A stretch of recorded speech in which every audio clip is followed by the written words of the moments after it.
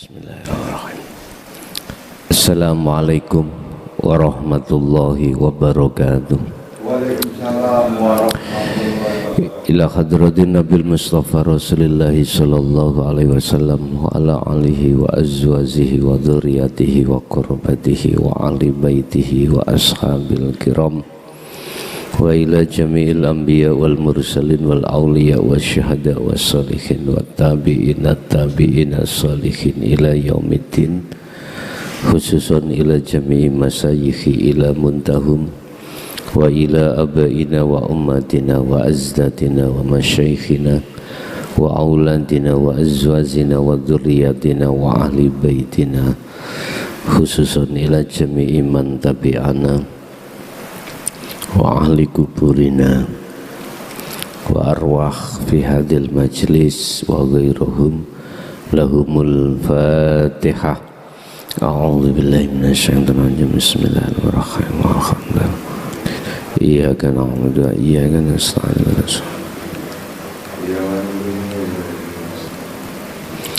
Bismillahirrahmanirrahim. Alhamdulillahi rabbil alamin wa bihi nasta'inu ala umurid dunya waddin. Asyhadu an la ilaha illallah wa asyhadu anna Muhammadan abduhu wa rasuluh. Allahumma salli wa sallim wa barik alaihi wa ala alihi wa ashabi ajmain. Qala Allah ta'ala wa may yakfur bit-taghuti wa yu'min billah. Sadaqallahul azim. Amma ba'd.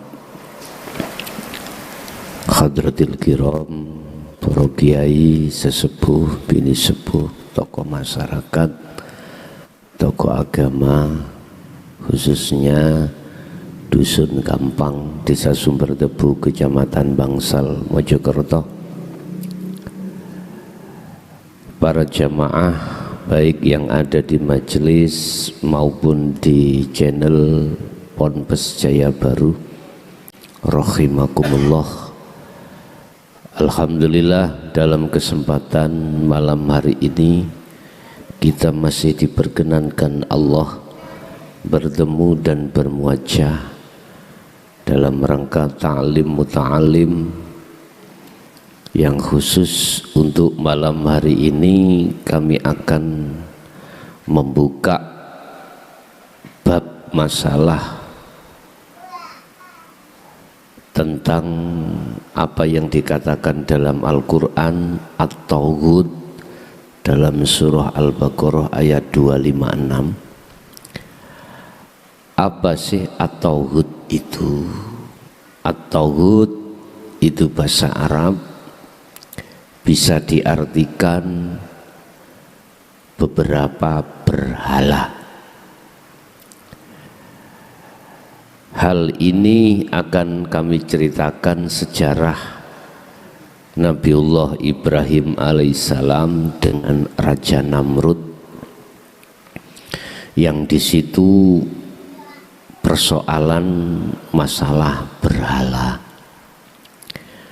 Beliau Nabi Ibrahim itu aslinya adalah keturunan orang Yahudi, ya. Bapaknya namanya Azar, ibunya wa ummihi Sarah. Itu bapaknya adalah salah satu tokoh masyarakat yang dihormati. Pekerjaannya adalah membuat berhala-berhala dari batu. Pengertian berhala ini dari kacamata syariah adalah batu. Kalau di Mojokerto itu reco namanya. Ada di Mojokerto, Kecamatan Trowulan itu banyak pengukir-pengukir membentuk patung dan lain sebagainya. Dalam bahasa patung di Al-Quran itu disebut At-Taghut, berhala. Mengapa dikatakan berhala? Pada saat zaman beliau Nabiullah Ibrahim, Di situ kaumnya itu rajanya namanya Namrud, itu menyuruh masyarakatnya untuk menyembah berhala. Beberapa berhala di situ dibuat sesembahan pada zaman kaumnya Nabi Ibrahim.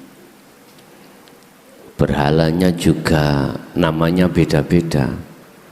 Ada berhala yang menurut keyakinan Namrud dan pengikutnya yang mengatur rezeki, yang mengatur masalah umur, mengatur masalah kehidupan yang berkenaan dengan enak gak enak. Itu berbagai macam banyak berhala-berhala pada saat itu. Cuman kita di sini tidak memandang berhala dari satu sisi fisik, enggak.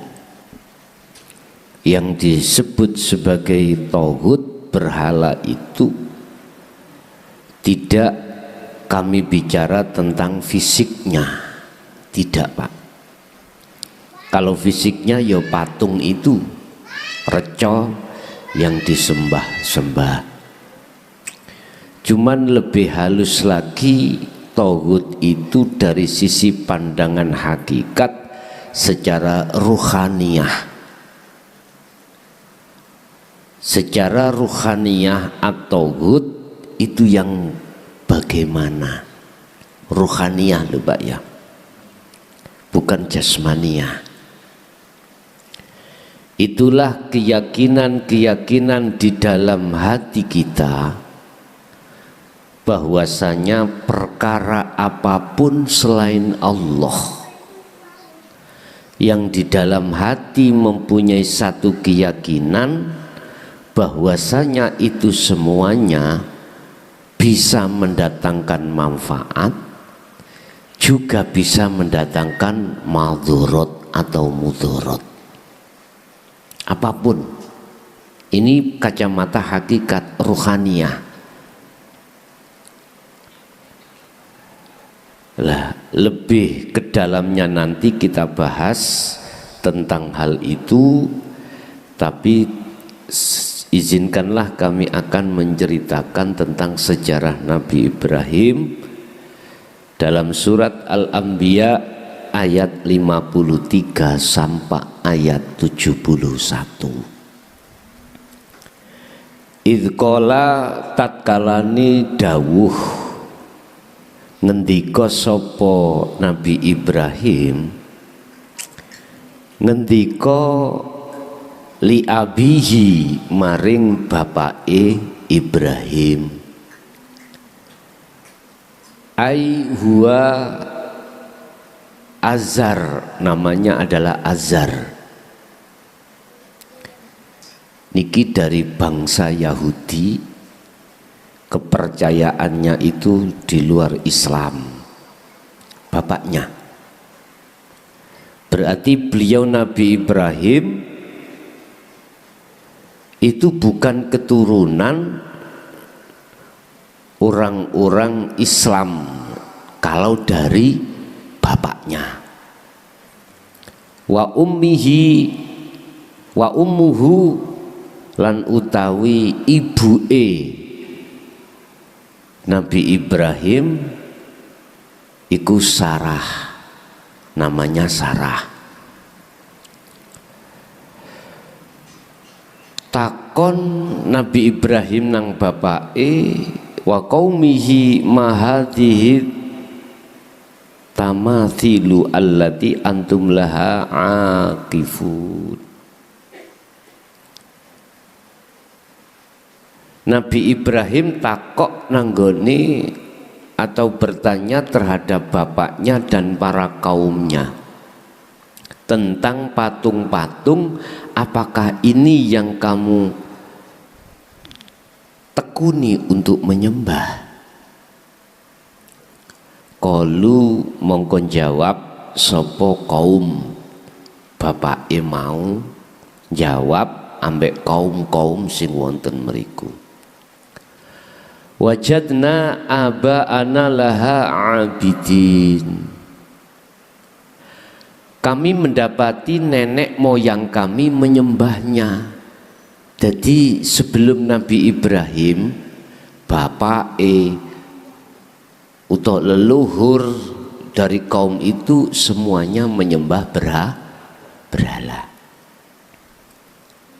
Jadi mereka menjawab, bapakku biyen yo ngono, menyembah berhala ini. Ngoten. Niki maksudnya nopo?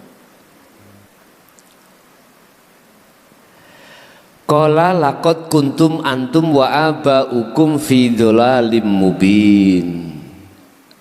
Qala jawab sopo Ibrahim, kalau kau melakukan itu atas dasar nenek moyang kamu juga menyembah berhala, laqad kuntum, sesungguhnya kamu dan nenek moyang kamu itu berada dalam kesesatan yang nyata. Ya, ikin jawabin Nabi Ibrahim ketika saat bapaknya dan kaumnya berkata, nenek moyang saya juga dulu seperti ini.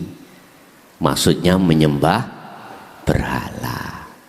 Pun niki cara syariat jelas Pak, sudah nggak boleh kita menyembah berhala. Yang dimaksud seperti itu patung-patung.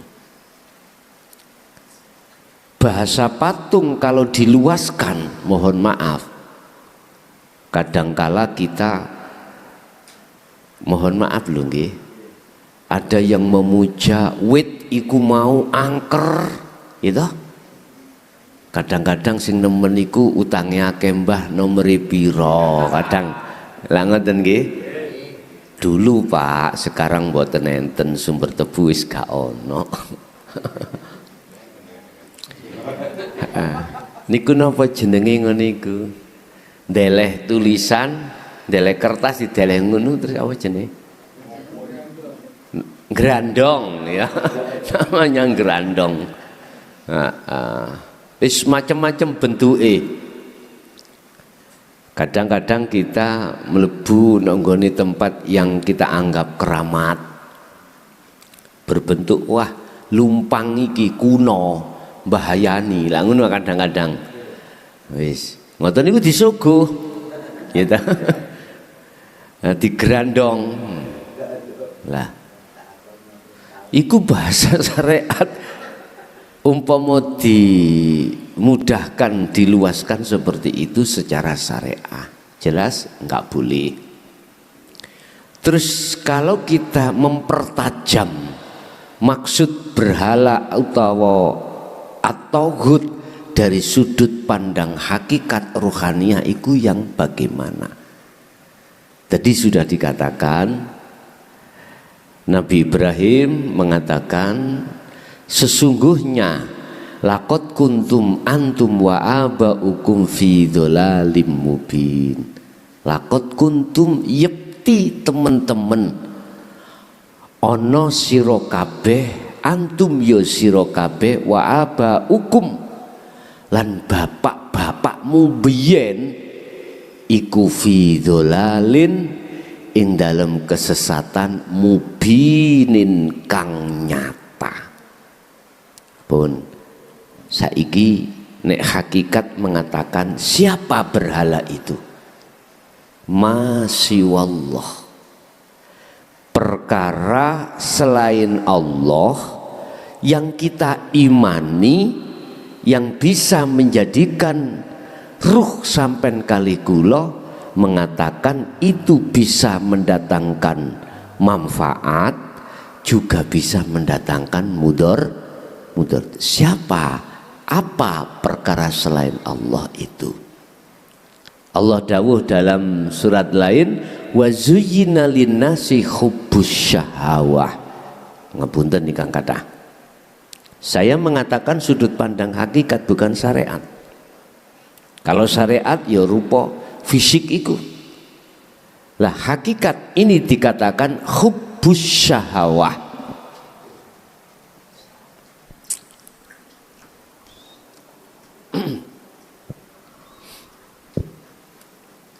Mboten keliru spidol manehan iki.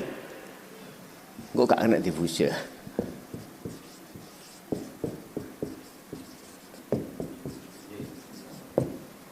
Apa at-taghut yaitu hubbus syahawah.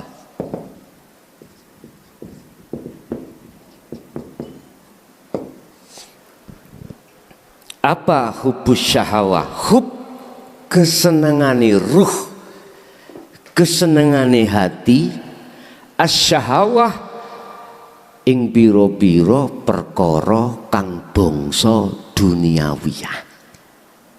Wis. Ruh kalau sukaria bercinta terhadap selain Allah yang disebut hubbus syahawah, maka otomatis ruh akan mencintainya. Isinya hubbus syahawah itu apa? Dikatakan terusnya ayat, minan nisa wal banin wal qanatiril muqantarah ila akhiri ayat. Di dalam hubbus syahawah itu adalah satu garwa. Garwa itu berarti ya lanang, ya wedok, ya suami, ya istri. Tapi bahasanya itu an-nisa. Mengapa an-nisa tidak rijal? Sebab kebanyakan sing menggairahkan itu orang perempuan. Sampai syariat memberikan batas yang namanya aurat. Itu lebih besar auratnya orang perempuan daripada orang laki-laki. Kalau laki-laki baina surah warubah, antara udel sampai dengkul. Kalau perempuan semuanya kecuali sirah lan epek-epek luru. Suaranya itu ngandung syahwat. Nggih. Merdu suara wong wedok iku. Jadi artinya nggugah syahwat sampean kali kula. Makanya mengapa Rasulullah itu memberikan hukum wajib terhadap orang perempuan untuk menutup auratnya. Rambute niku lho ya nyeneng nih kok ya. Nyeneng nih. Napa maneh? Wis sampean terusno dhewe ya.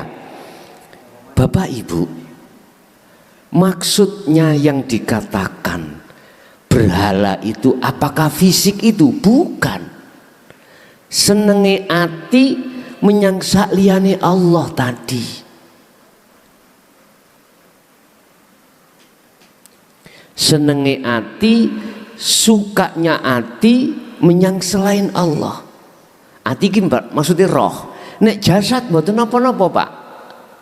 Jasad musuh jasad iki patrape memangi. Hukum syariat mboten napa-napa.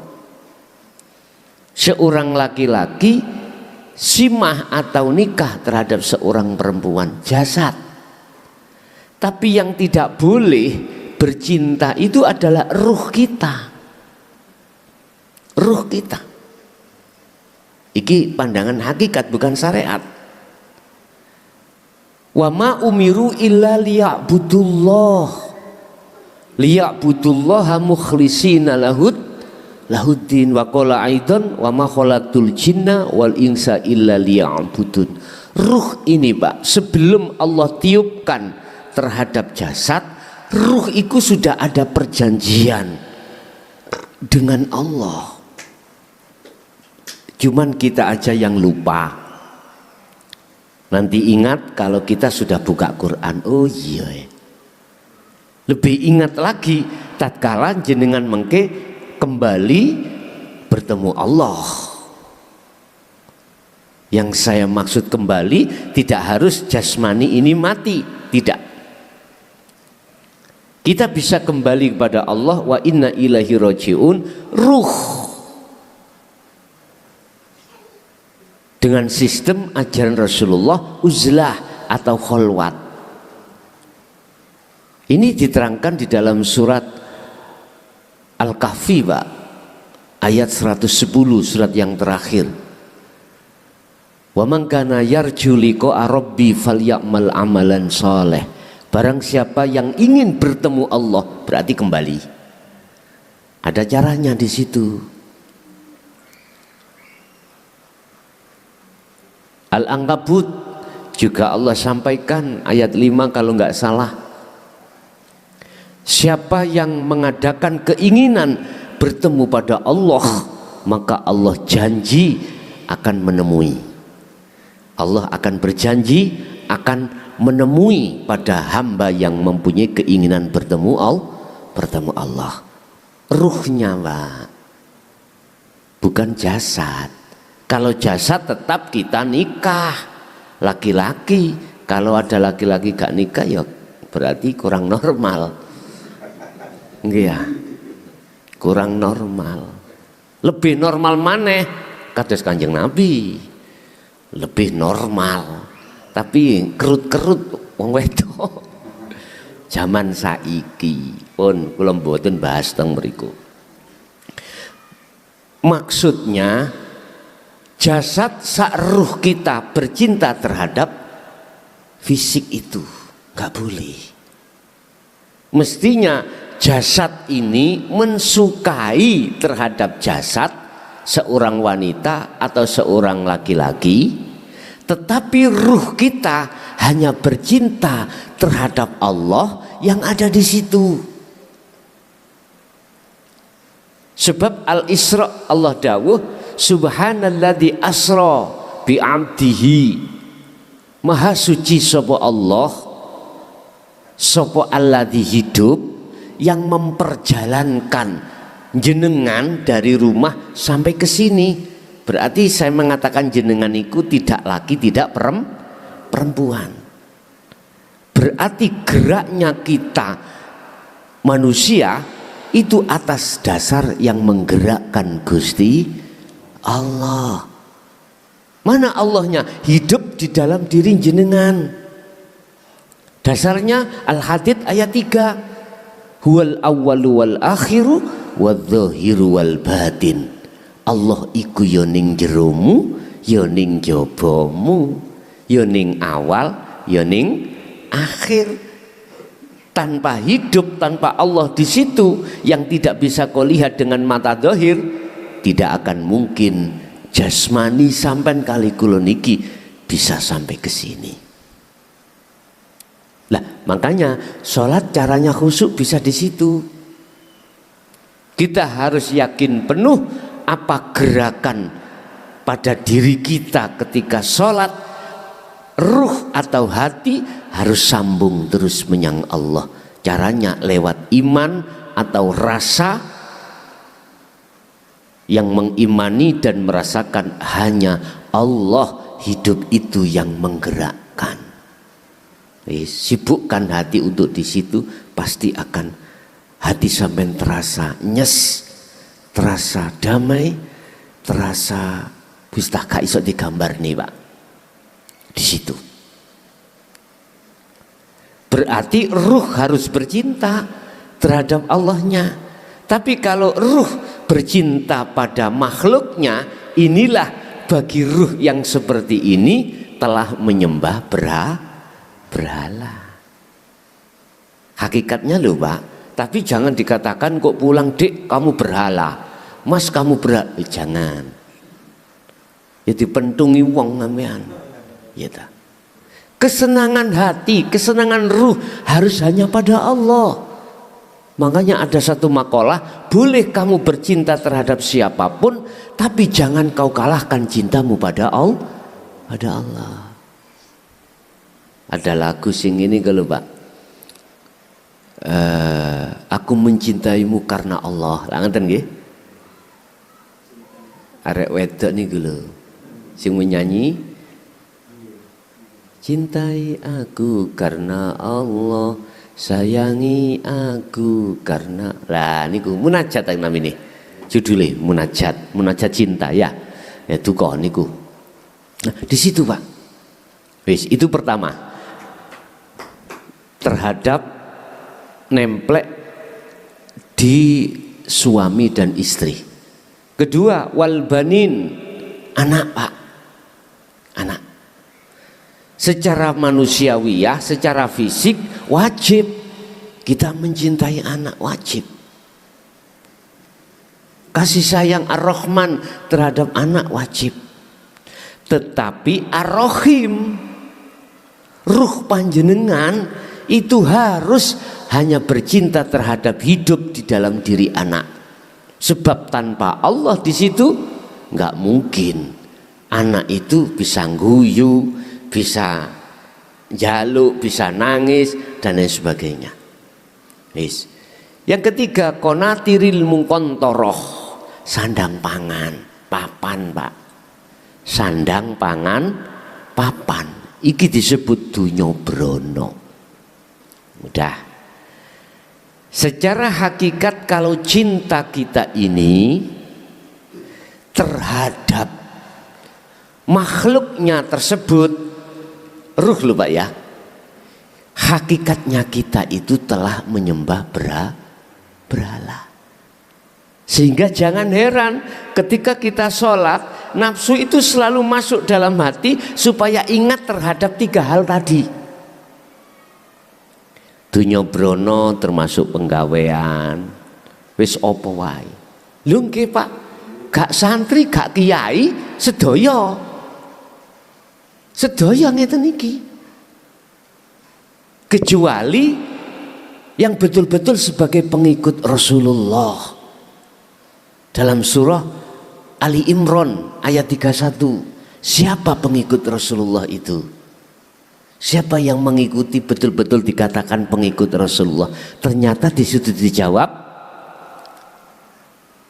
Kul in kuntum tuhibbunallaha fattabi'uni yuhibbukumullah.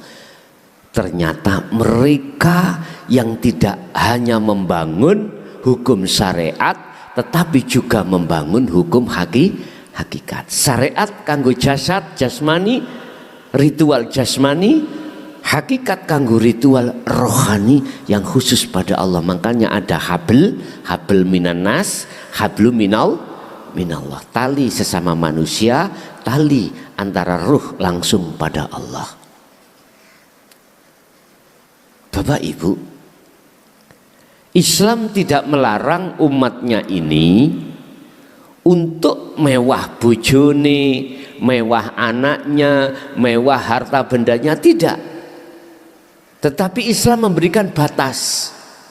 Ruhmu jangan bercinta terhadap makhluk itu. Tiga hal tadi makhluk napa mboten Pak? Makhluk ini. Jangankan ini tidak dikatakan makhluk. Rasulullah sendiri Muhammad ikut termasuk makhluk. Sampai Allah memberikan satu pernyataan tentang Rasulullah. Muhammad disuruh mengatakan dalam surah Al-Kahfi ayat terakhir tadi, Kul innama ana basarum mithlukum. Muhammad katakanlah terhadap umatmu. Mengatakan apa? Kul innama, ini yang dikatakan Rasulullah. Sesungguhnya saya ini itu adalah basyarun, manusia, mithlukum yang sama dengan kamu sekalian. Artinya sembahlah apa yang ku sembah, kata Rasulullah. Rasulullah menyembah apa Pak? Berhala? Gak mungkin. Rasulullah menyembah Allah. Innallaha huwa rabbi wa rabbukum fa'budu hadza siratum mustaqim. Surat Maryam 36. Bapak Ibu, ini Rasulullah sendiri mengatakan Jangan kau sembah aku, jangan kau puja-puji aku, sembahlah, pujilah siapa yang aku sembah. Itu Rasulullah. Rasulullah itu tidak gila hormat, minta dihormati, enggak Pak. Justru malah Rasulullah menganjurkan terhadap umatnya untuk menyembah, memuja, memuji siapa yang beliau puja, siapa yang beliau sembah, siapa yang beliau puja. Di sini. Cuman di bawah ada yang melentir. Di situ urusannya sendiri. Makanya saya mengatakan dari sudut pandang hakikat, Rasulullah itu mengajarkan dan mendidik kita, ruh ini hanya untuk pada Allah. Wa ma umiru lan ora den perintah sira kabeh he manungsa illa liya'budullaha kejaba jenengan dikengken nyembah Allah ing Gusti Allah. Sampai ayat lain, aku tidak menciptakan jin dan manusia kecuali hanya kuperintahkan untuk menyembah. Iki ruh Pak. Sebab yang ditanya, yang dijanji pada saat itu adalah arwah. Arwah jamak ndugi ruh. Nek ruh iku roh siji, nek arwah roh banyak. Banyak roh. Hei ruh alastu birabbikum, betulkah aku Tuhanmu? Sanggupkah kau besok hanya menyembah aku? Jenengan kali kula jawab Pak, qalu bala syahidna. Injih, siap. Kula mung nyembah dateng jenengan, kula mung bercinta, memuja, memuji hanya pada jenengan. Nyuwun sewu, secara pandangan hakikat, ruh ini tidak bisa Pak menyembah Allah dengan benar sesuai dengan perjanjiannya, selama ruh itu tidak mengikuti teladannya kanjeng Nabi.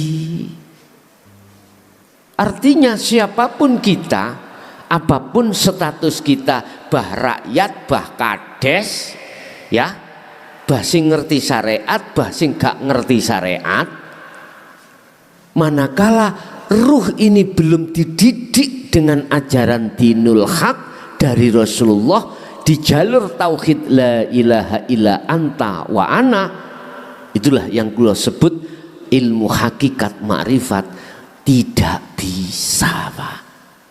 Bukti kita ketika sholat, bisakah hati atau ruh kita makrifat pada Allah? Mboten saged. Fakta di lapangan justru kita mengingat terhadap selain Allah, karena kita belum bercinta Pak pada Allah, hanya di lisan. Mohon maaf, gak kulo, gak jenengan, siapapun kita, selama belum masuk di ajaran Rasulullah itu gak bisa Pak kita. Urusan kita jujur, urusan kita masing-masing. Saya sendiri juga begitu. Estu Pak. Makanya mengapa kita dididik thariqah? Itu untuk mengenal dzikir. Dzikir khafi, dzikir di hati, dzikir sirri, untuk melatih hati kita supaya ingat. Cuma di dalam thariqah kalau tidak dimasukkan di hakikat, nggak akan ketemu yang namanya dzikir sirrul asrar sebagai kunci untuk masuk di dalam makrifat Allah. Boten saged. Mungkin jenengan ya kenal Abah kula. Beliau juga dulu ahli thariqah. Wis kula dhewe nggih mboten nyebutna thariqah apa, kula dhewe nggih dididik mulai zaman Yamono kuwi. Zikirane zikir khafi, gitu. Tapi beliau sebagai abah saya, mengapa pada saat itu tidak mau buka niki? Nek kula takoni, "Bah, kuncinya untuk wusul ketika suluk niku bagaimana?" Alah lakonono ae. Ngoten tak jawabane. Anake dhewe padahal iki. Kula takok sejatine wujude Allah iku ya apa? Jawabane ngeten tok.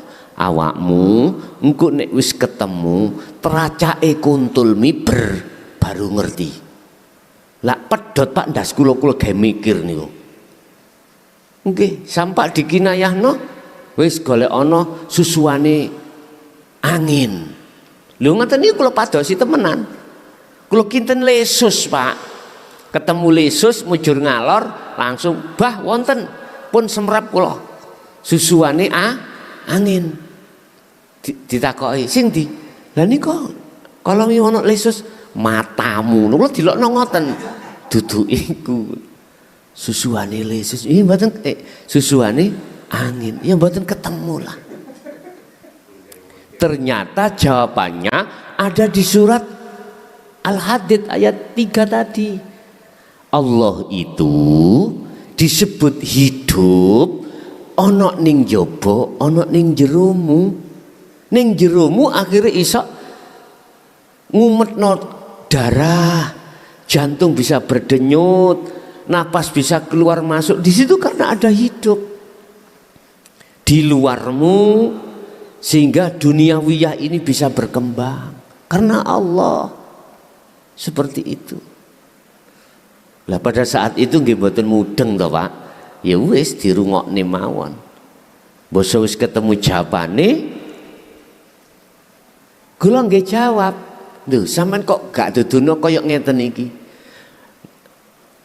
Nek nyeluk kula niku ikhlas. Aku biyen golekane sora, kuwi cek ngerti sora. Kaya ngoten niku.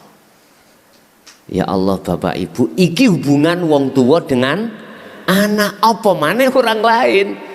Makanya para guru-guru kiai sepuh biyen Pak, mesti nek ngaji bab ngeten iki, ngaji bab yang seperti ini, mesti tembungnya adalah kinayah isyarah. Joroban ngono bocor alus. Ya dah?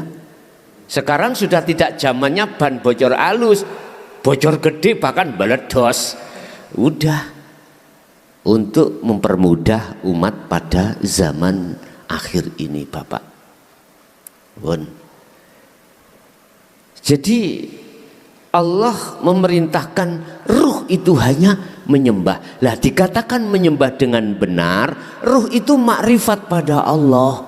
Carane harus mengikuti teladan Kanjeng Nabi. Lah Kanjeng Nabi mboten wonten, lah Qur'ane sik enek.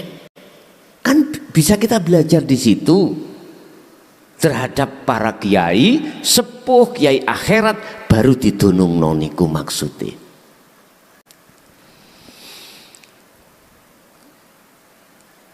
Ayat 54, qala laqad kuntum antum wa abaukum fi dhalalim mubin.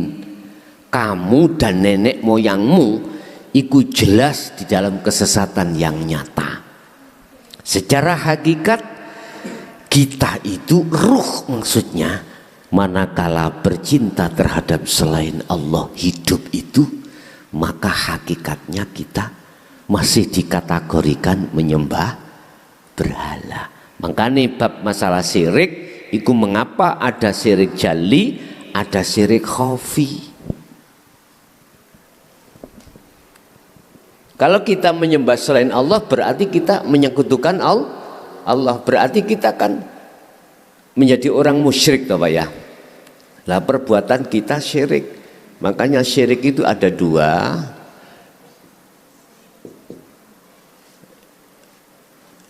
Syirik khafi, ada syirik jali. Khafi ku halus Pak. Saking halusnya kita tidak bisa mendeteksi. Mengapa kita tidak bisa mendeteksi? Karena kita kenalnya itu adalah secara fisik saja. Mohon maaf, contoh saya ini melakukan bentuk ibadah apapun, tapi hatiku, itu pandangan hakikat, hatiku kok gak bisa makrifat Allah. berarti keganjel rohku iku datang Allah. Ada yang menutupi. Dan yang menutupi ini yang kami sembah. Berarti saya terselip syirik khafi. Iman saya itu tidak pada Allah hidup yang bisa menggerakkan segala apapun. Imanku itu mengimani bahwasanya yang berperan menggerakkan semua makhluk itu dirinya sendiri makhluk. Contoh, ada burung terbang, seret. Kita melihat melihat burungnya, dan hatiku yakin yang bisa terbang itu adalah burung. Mestinya Allah di situ. Tanpa Allah burung itu nggak akan bisa terbang. Berarti yang memiliki sifat terbang, bisa terbang hanyalah Allah. Tapi hatiku iman yang bisa terbang, sifat terbang itu adalah makhluk burung. Imanku koyok ngono iku, berarti saya tergolong orang yang keinggapan, keslilitan syirik khafi. Iki sing jarang dikaji. Yang sering kita kaji adalah syirik jali di tengah masyarakat. Apa syirik yang jelas? Contoh, kula nyembah reca, nyembah pohon, nyembah apa wae, iku jelas dikatakan jali. Bapak Ibu hadirin jamaah rahimakumullah. Makanya umat Islam sudah waktunya untuk dikenalkan ajaran Rasulullah yang lebih ke dalam. Sehingga penyembahan ruh sebelum dia nanti meninggalkan jasad dalam tanda petik mati, ruh itu sudah betul-betul tidak teringgap baik syirik jali, lebih-lebih syirik khafi. Kalau begitu maka dipastikan orang itu husnul khotimah, pasti. Makanya Rasulullah menyindir dalam satu hadisnya, barang siapa yang di akhir hayat bisa membaca la ilaha illallah dakhalal jannah. Lagi itu tauhid, Pak. Hatinya itu sudah bisa kembali ruhnya pada Allah sebelum dia itu meninggal dunia. Artinya sudah ma'rifat pada Allah. Kulna ya narukuni bardaw wasalaman lan sak pituruti. Sejarah Nabi Ibrahim ketika saat mengatakan kalimah kamu dalam penyesatan yang sangat jelas, sangat jauh. Namrud dikerungu, Pak. Ada seorang pemuda yang mengatakan bahwasanya berhala-berhala kita dalam jalur tersesat. Kerungu Namrud itu. Akhirnya suatu saat Nabi Ibrahim itu masuk dalam lokasi kumpulnya semua berhala-berhala itu. Dalam angan-angan beliau, berhala begitu banyak itu beliau tebang semuanya, ditebang. Singkat cerita, tinggal satu yang tidak dipenggal. Terus kapaknya itu dikalungkan terhadap berhala yang paling besar. Geger Pak Saknegoro, geger. Miturut cerita di dalam surat Al-Anbiya ini. Ayat berapa tadi? Ayat mulai 66 sampai 71. Akhir cerita ketahuan kalau yang memenggal Nabi Ibrahim, dipanggillah Nabi Ibrahim oleh Raja Namrud. Betulkah kau yang memotong? Betul. Sebelum beliau mengatakan betul, tanya dulu terhadap yang paling besar. Karena yang paling besar itu yang membawa kapak. Jawab Namrud, bagaimana saya bisa tanya terhadap berhala? Wong berhala gak bisa berkata. Akhirnya Ini politiknya Nabi Ibrahim. Anda sudah tahu, hei kaumku, bahwasanya berhala itu tidak bisa berkata, apalagi memberikan rizki. Mengapa kamu sembah? Tersinggung Pak, namanya Namrud. Kesadaran mereka itu muncul. Kalau berhala ini tidak bisa apa-apa. Kalau nggak percaya sampai ke pundi? Ke Trowulan, njaluk duit berhala, reco. Aku yakin ya gak dikei. Njaluk wong itu nih. Sampai cak omong-omongan ya juga nggak bisa jawab. Di Trowulan ada namanya Bunda Tidur Pak ya. Bunda Tidur gawedi ngoten. Kula nate mriko nggih tak buktekno. Nang Bunda Tidur tak jak ngomong ya gak gelem ngomong. Tak kongkon lungguh ya gak gelem lungguh. Jenenge tidur ngoten. Bon. Tapi Namrud niki tersinggung, Pak. Intinya tidak mau, alasan apa mungguh Nabi Ibrahim walaupun benar, dia tidak mau. Namrud mencari kebenarannya sendiri supaya umatnya itu, kaumnya itu tetap mengikuti Namrud. Akhirnya apa? Terjadilah Nabi Ibrahim dihukum untuk dimasukkan di bara api. Tapi di situ Allah katakan, Kulna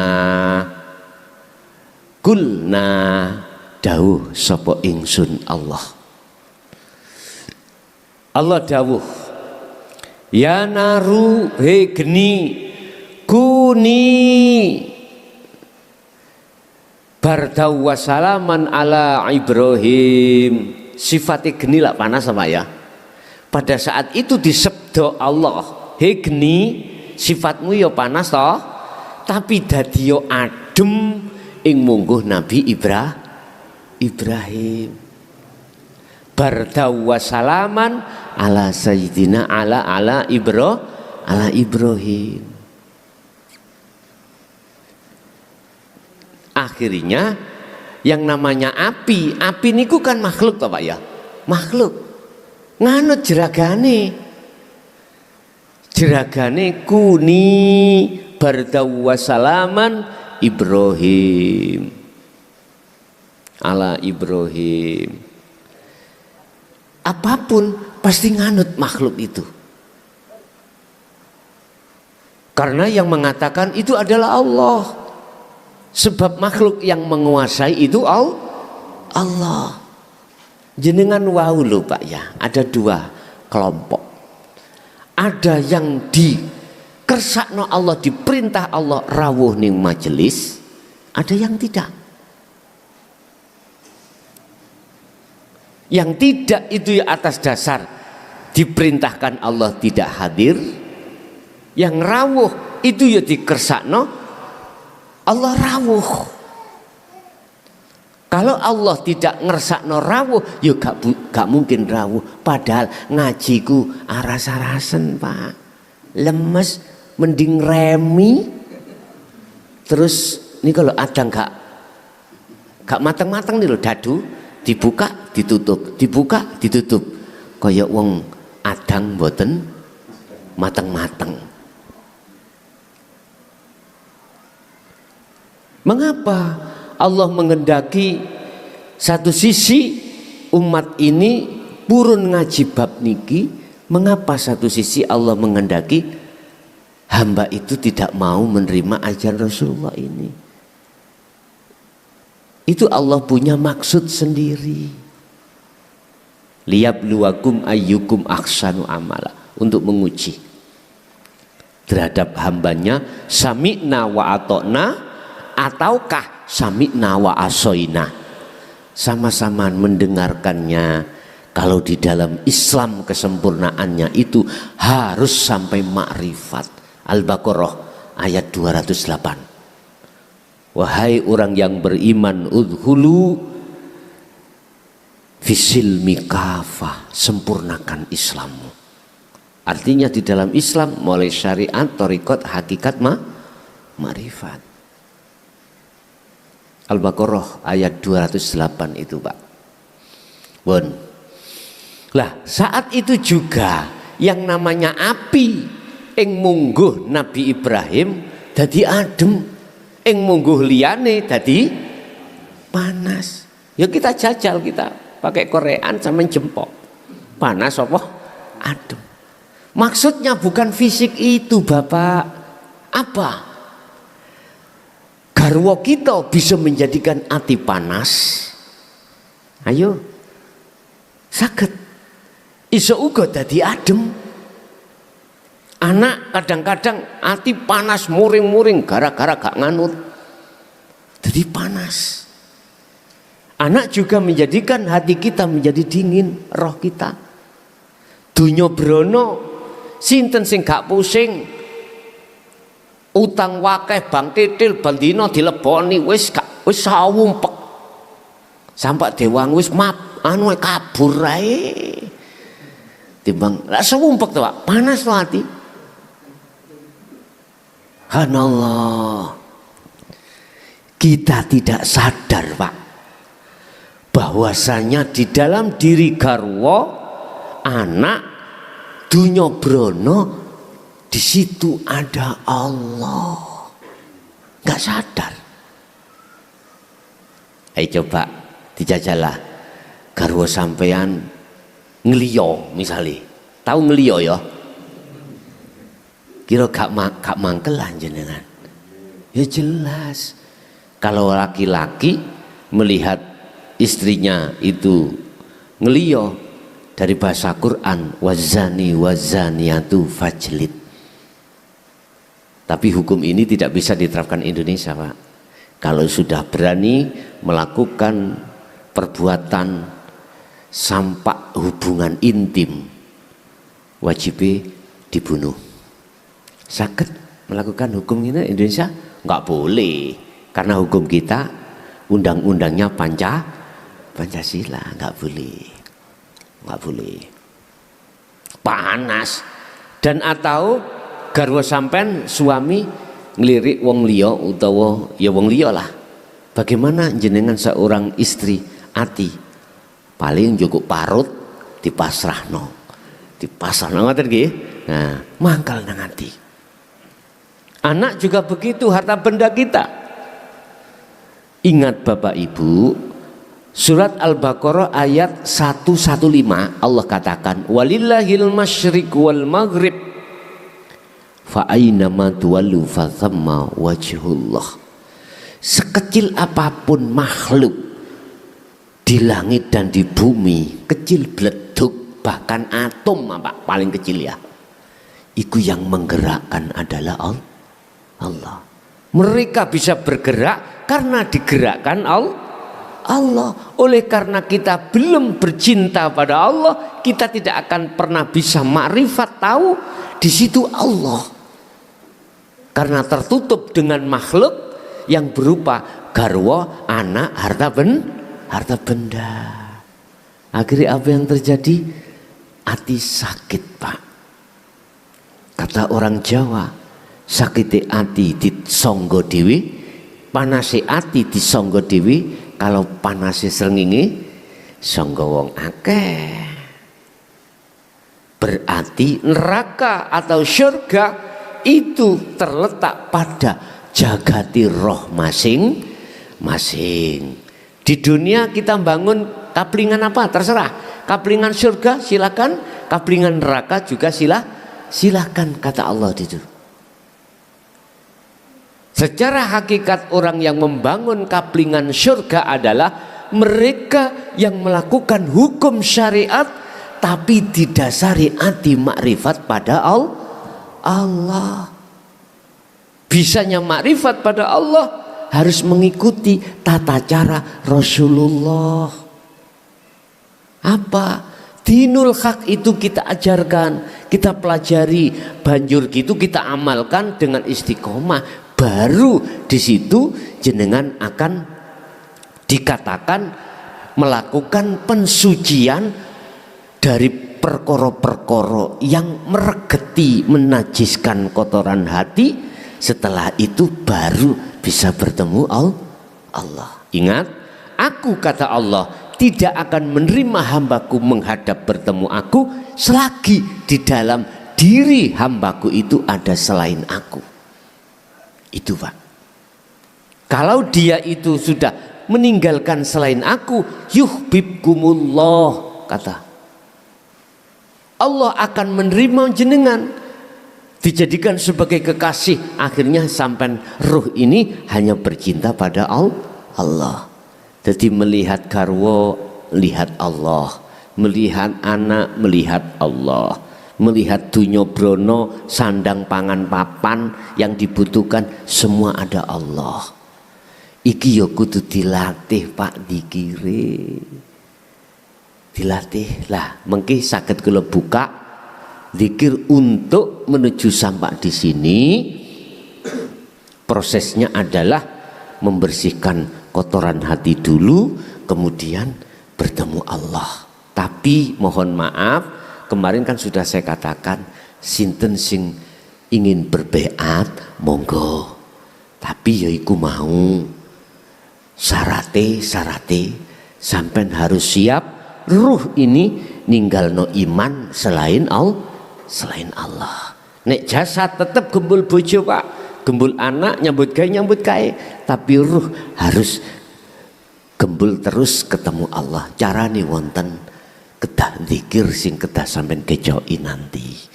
Kalau memang ada yang mengharapkan beat monggo, nek mboten nggih aja dhisik engko ae mburi-mburi nek wis yakin temenan. Ngoten nggih. Ngoten.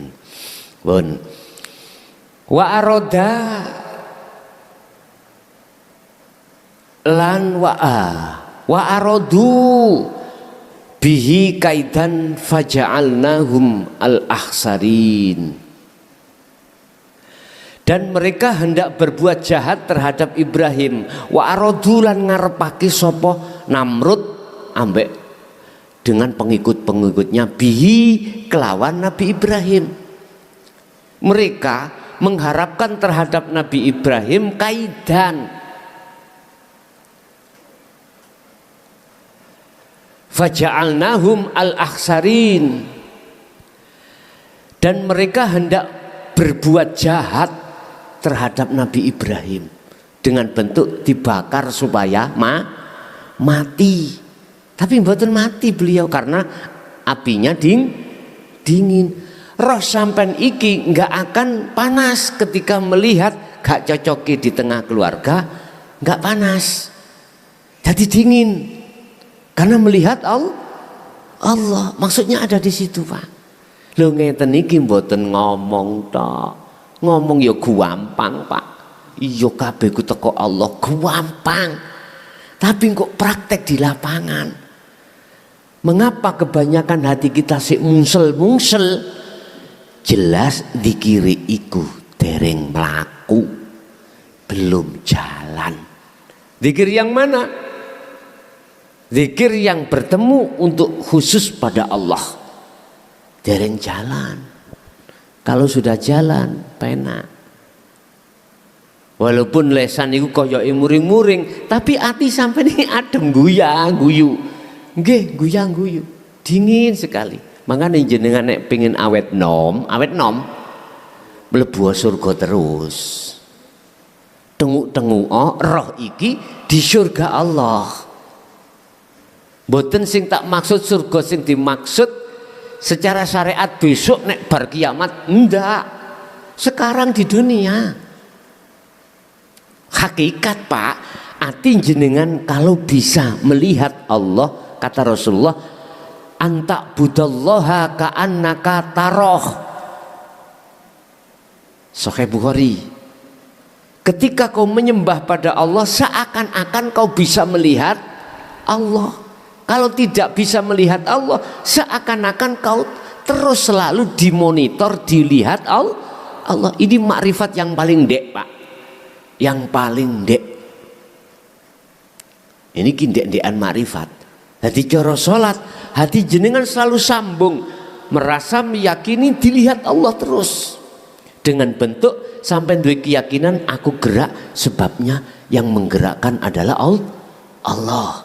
Lah Allah di dalam diriku. Wa nahnu aqrabu ilaihi min hablil warid. Kata Allah, aku ini lebih dekat daripada urat nadi. Itulah yang disebut hidup. Bapak Ibu hadirin jamaah rahimakumullah. Mereka itu mengharapkan celaka yang namanya Nabi Ibrahim. Tapi api mungguh Nabi Ibrahim walaupun sifatnya panas itu menjadi dingin. Mohon maaf, ketika dalam keluarga gak ono cocok tukaran, panas toh Pak sifatnya? Nangati panas. Tapi bagaimana itu menjadi dingin? Hanya satu caranya, lihatlah Allahnya yang berkehendak semua di sini. Kalau melihat Allahnya, udahlah gak ono ceritane iku mang gegeran. Sampai ngerti wayang Pak. Ono wayang muring-muring? Mboten enten. Sing muring-muring iku dalang. Wonten ceritane Petruk iso ngomong dhewe niku wayang mboten saged. Asline sing ngomong dalang. Sampai ngerti wayang iku iso mlaku dhewe? Mboten. Sinten sing duwe lagu? Sing nglakokne? Dalang. Gampang loh. Nek cara balekno memberikan contoh ngoten niku Sunan Kalijaga lewat ngeten gampang. Tapi gak didunung nang ilmune sejatine ya angel. Mangkane niki kula damel wayang niki kula damel contoh mawon. Biar bisa diterima akal. Tapi asline nggih sing tak omong wau. Asline garwa kita, anak kita, dunya brana kabeh kesebut makhluk. Iku wayang kabeh. Semuanya nggak bisa gerak kalau tidak digerak. Lah siapa yang menggerakkan hidup di dalam dirinya? Siapa hidup? Hanya satu, Allah Subhanahu wa ta'ala. Kul katakan Muhammad, kul huwallahu ahad. Surat Ikhlas, Al-Ikhlas ya. Kul katakan Muhammad, huwa utawi hidup.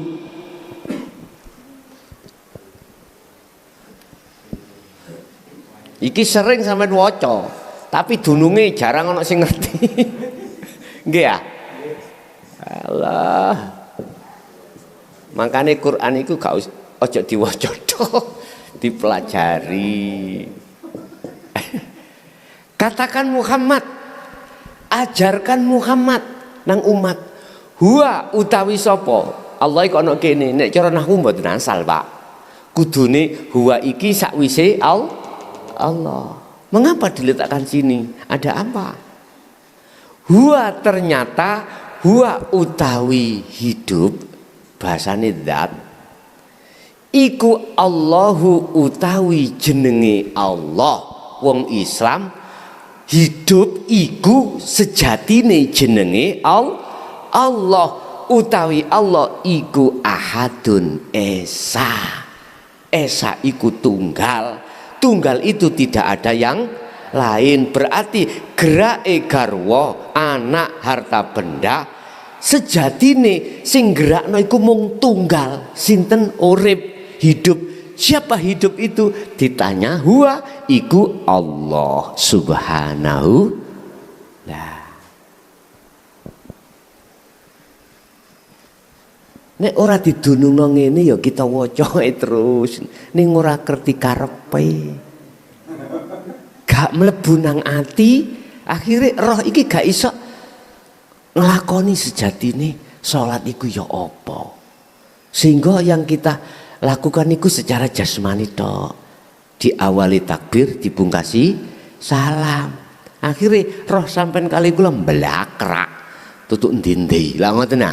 Mestinya roh itu ngapunten, apa yang dibaca subhanallah, alhamdulillah, subhanallah, bihamdi dan lain sebagainya itu menunjukkan tunduknya kita pada Allah. Kalau sholat secara syariat iki didasari sholat secara hakikat, waduh, itulah Pak yang menjadikan sholat yang khusyuk di situ. Hafidhu ala sholawah wassolatil wusta. Kuwi nek salat ojo jasmanine tok. Wassolawah, as-sholawah iki maknane adalah ai al-maktubah. Sholat yang diwajibkan berarti duhur, asar, maghrib, isya, subuh. Iku fisik. Tapi ayatnya wonten wassolatil wusta. Ono sholat yang di tengah apa? Ruh. Ini yang harus dilakukan. Dulu mbah iku kalau cerita iku jenis sholat daim. Sholat sing langgeng yaiku 24 jam satu hari satu malam. Iku kudu roh sholat terus. Iki nek jasad mung 5 waktu, nek roh kudu 24 jam. Lah ngelmune ora digebyar. Bagaimana kita ngerti? Ora ngerti. Jadi awak dhewe pokoke tiru-tiru lah ngoten nggih. Kok tiru-tiru. Imam ngadeg ya melok ngadeg, imam ruku ya melok ruku. Ini Pak, berabad-abad kita hanya melakukan sholat hanya seperti itu. Sementara kebanyakan ruh kita jauh dari Allah. Lah biar betul-betul sesuai dengan ayat itu, waqumu lillahi qanitin ay khashiin, betul-betul khusyuk. Ya sholatil wusta diterapno di tengah-tengah sholat secara syariah. Jelas nggih? Nggih. Jadi walaupun mereka itu mengharapkan Nabi Ibrahim celaka, walaupun nafsu, jadi yang namanya Namrud dengan pengikutnya itu kalau di individu kita adalah nafsu. Setan mengharapkan kita waktu sholat itu lalai dari Allah. Setan mengharapkan kita ketika menemukan satu hal takdir dalam rumah tangga gak enak supaya panas hati, biar ngamuk, muring-muring, nafsu amarah, nafsiyah. Iku Masya Allah Pak, akhirnya gak sedikit orang cerai gara-gara muring. Tadi saya ada yang menelpon dipegat bojone gara-gara tukaran. Tukaran masalah apa? Ngamuk, akhirnya langsung ditalak itu. Subhanallah. Itu bahaya Pak. Berarti sama halnya kita itu membangun neraka. Jadi syariatin neraka besok bisa kita lihat, surganya kita besok syariati, hakikatnya sudah kita baca sekarang. Kita tergolong ahli neraka atau ahli surga besok setelah hari kiamat, sekarang bisa dibaca Pak. Kita di dunia ruh ini bangun neraka atau bangun surga, karena hanya itu. S2. Makanya memang tukaran sifatnya panas, tapi bagaimana caranya jadi dingin. Ya hati kita harus makrifat Allah di situ. Kalau makrifat Allah, wis mboten saged Pak ngamuk nih. Tumon Petruk ngowaplok dalangi. Mboten tumon. Ini gambaran sebuah kaum, sebuah makhluk kalau sudah makrifat Allah, mohon maaf Pak, kita nggak bisa terlalu nuntut nang Allah harus gini, nggak bisa. Kita bisanya seperti kuning-kuning kentir nang kali nih kalau gitu. Ditabrak no watu yo gak sambat. Kuning-kuning loh Pak. Tahu kuning-kuning nggih? Mandek ada sampah ya tetep dhek yo gak bengok-bengok. Diplayokno banter sak merotoli lho Pak, dipangan iwak ya. Akhirnya tambah gurih iwak. Ngono iku yo gak sambat sing jeneng kuning-kuning. Karena apa?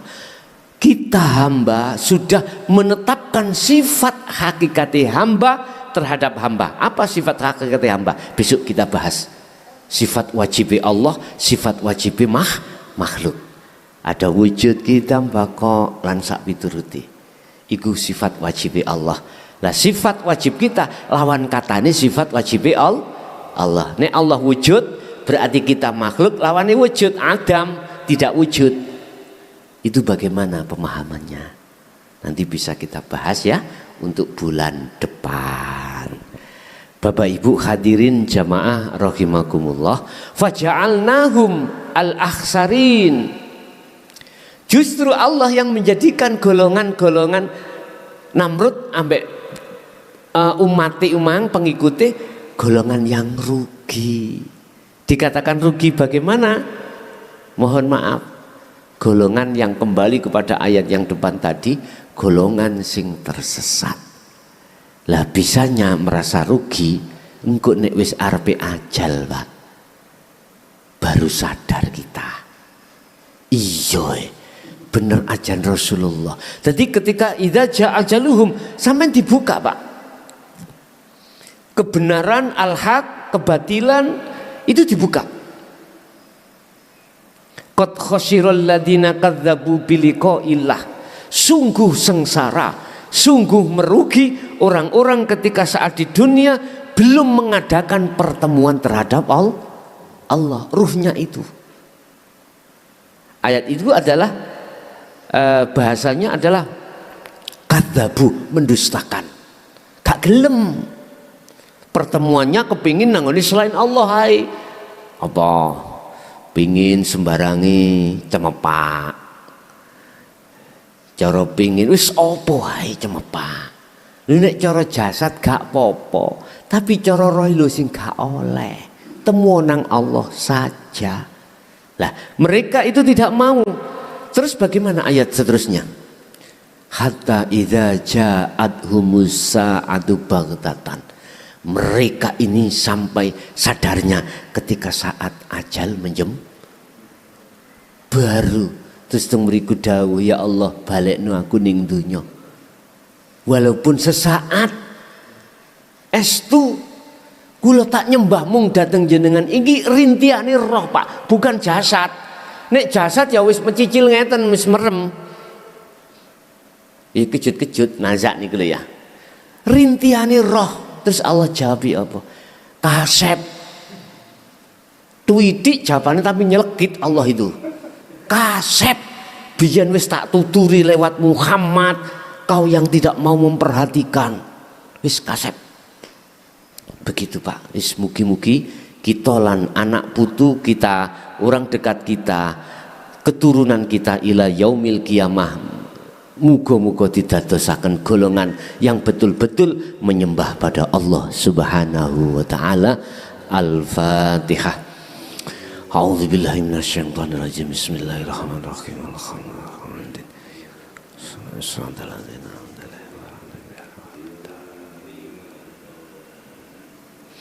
Bapak Ibu hadirin, barangkali ada yang perlu ditanyakan, monggo kula aturi menawi wonten, kula aturi.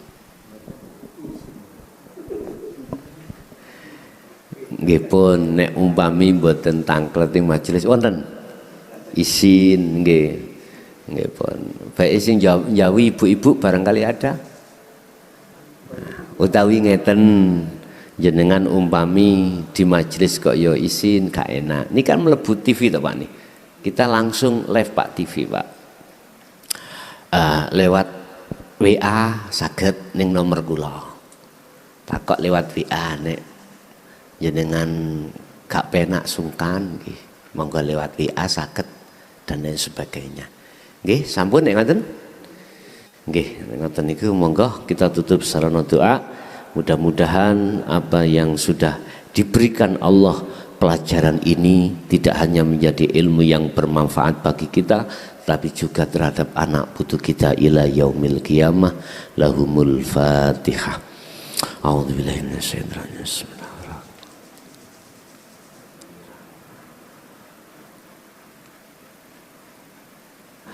Akhirul kalam. Assalamualaikum warahmatullahi wabarakatuh.